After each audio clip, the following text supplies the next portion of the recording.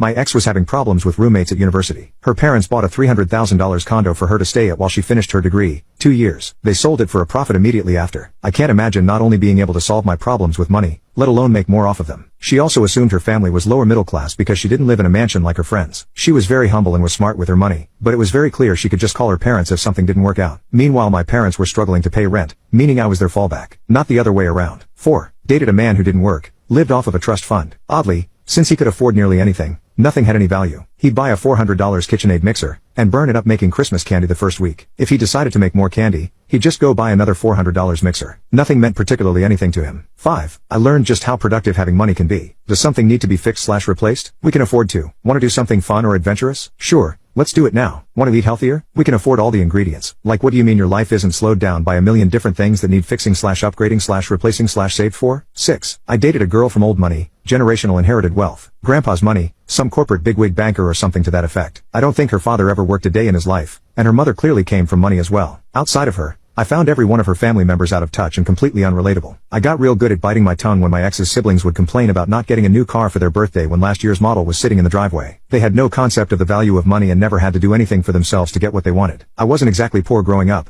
but for the most part, if it wasn't strictly necessary for survival, I didn't have it. It was really eye-opening how everything was taken for granted. Those specific people would be helpless in the real world if they lost all their dough.